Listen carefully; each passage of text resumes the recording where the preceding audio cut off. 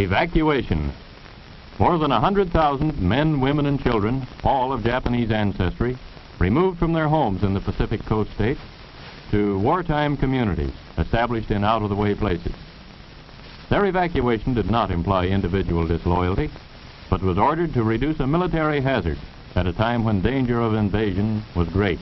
Two-thirds of the evacuees are American citizens by right of birth. The rest are their Japanese-born parents and grandparents. The people are not under suspicion. They are not prisoners. They are not internees.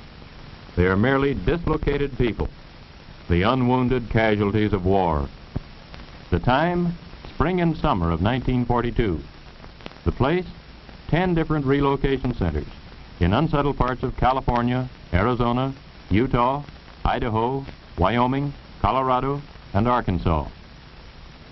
The relocation centers are supervised by the War Relocation Authority, which assumed responsibility for the people after they had been evacuated and cared for temporarily by the Army.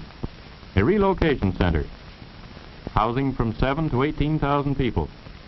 Barrack-type buildings divided into compartments. 12 or 14 residence buildings to a block. Each block provided with a mess hall, bathhouse, laundry building, and recreation hall. About 300 people to a block.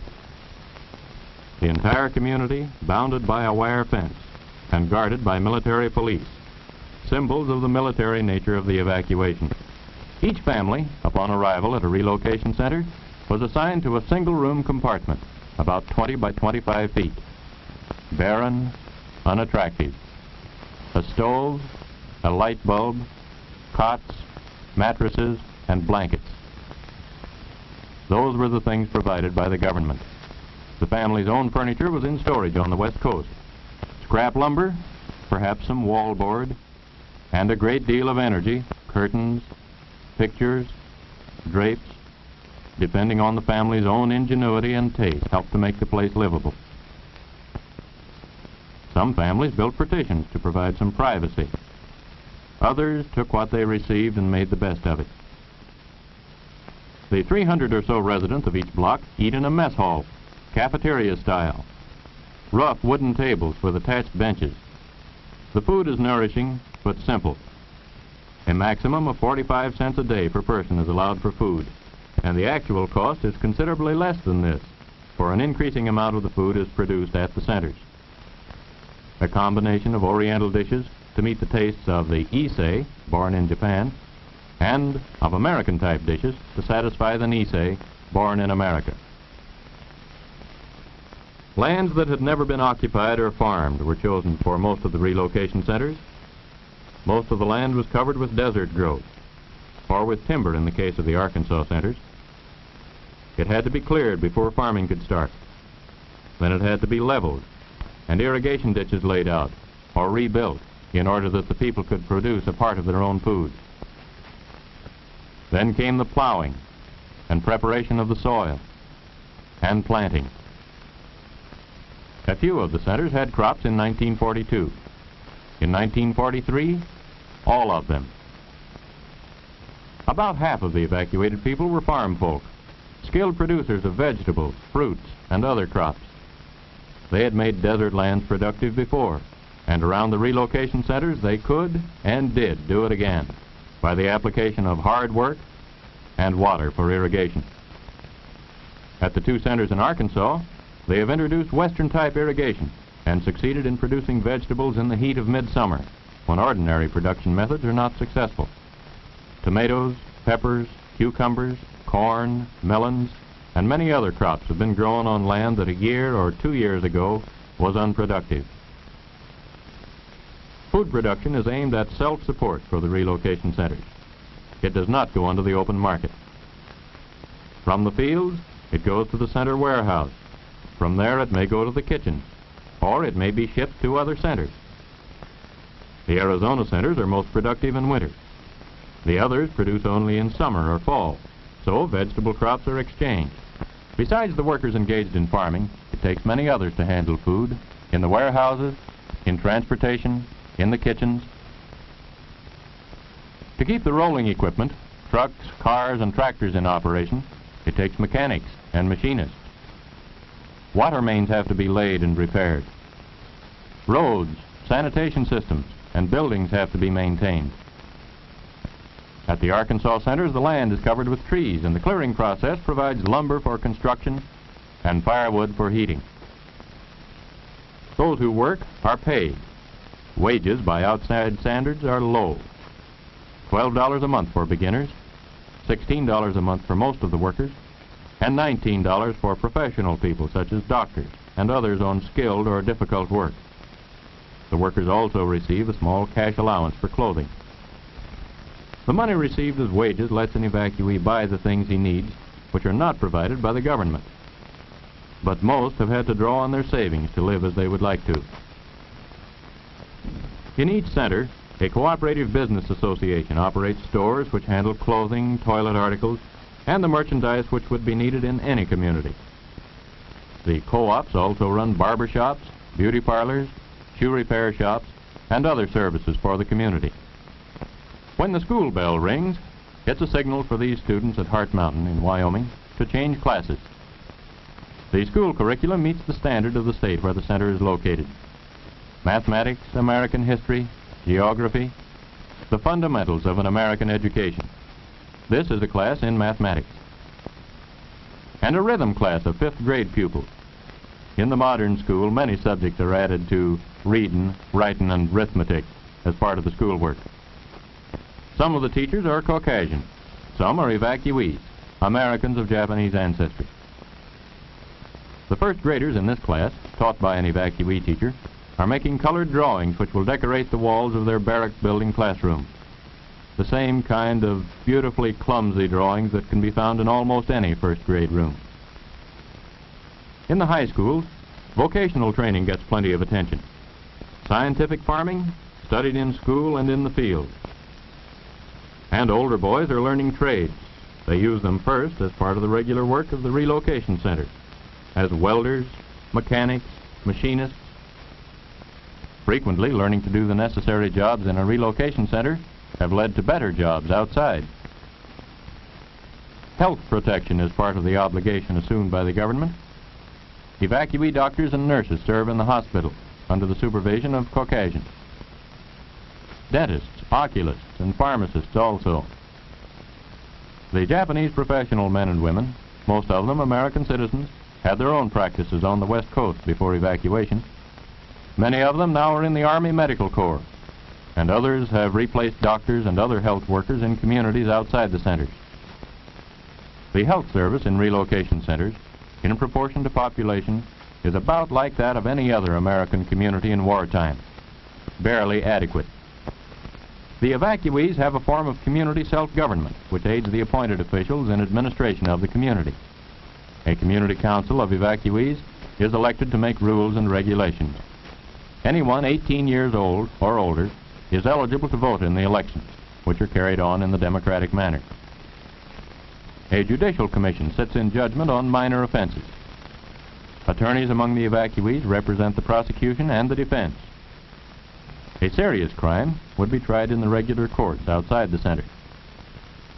The crime rate among people of Japanese ancestry in the United States always has been extremely low, and this has proved to be the case in the centers. After working hours, over weekends, a relocation center is the scene of baseball and softball games by the dozen. The teams are counted by the hundreds. The evacuees have provided practically all of their own equipment, for little government money has been spent for strictly recreational purposes. In the fall, touch football is in season, and more quiet forms of recreation. The relocation centers include many well-known artists.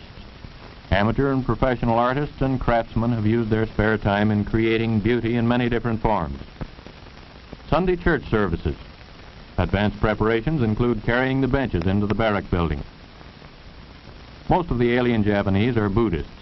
but almost half their American-born children belong to some Christian denomination: Catholic, Methodist, Presbyterian. Except for state Shinto, involving emperor worship, there is no restriction on religion in relocation centers. Boy Scouts, who usually provide the color guard for the American flag which floats over each center, are typical of the American organizations which are prominent in each relocation center. There's a USO Club to provide entertainment for the Japanese American soldiers who come to the center to visit their families or friends.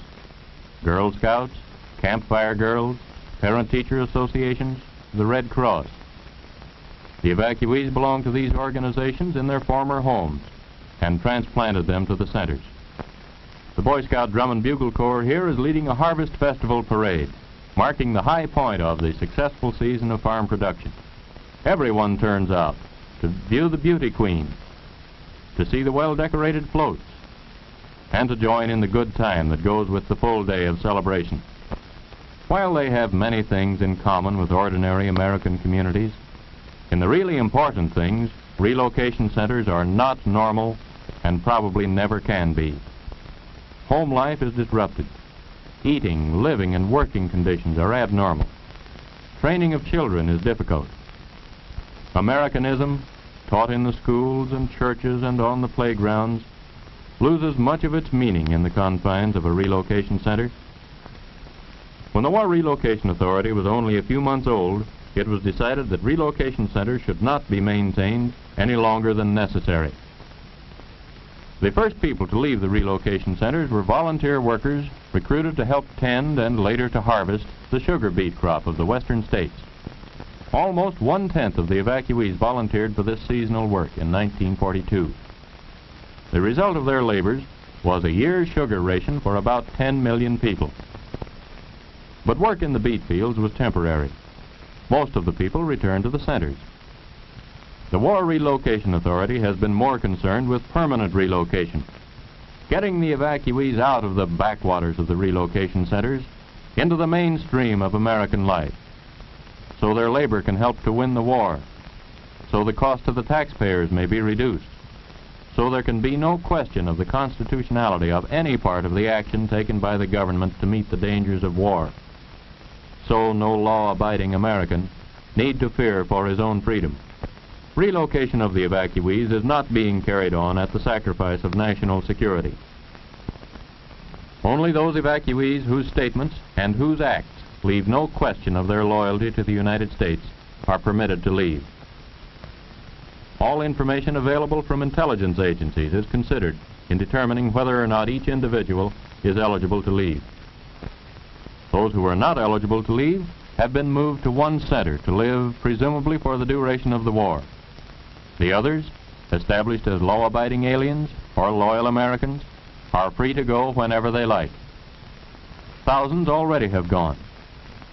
Here are a few of them. Nobura Aramura is examining corn for insects in a field in Illinois. Kenneth Sugioka used to operate his own orchard in Hollister, California. Machine work was a hobby. Now it's his job.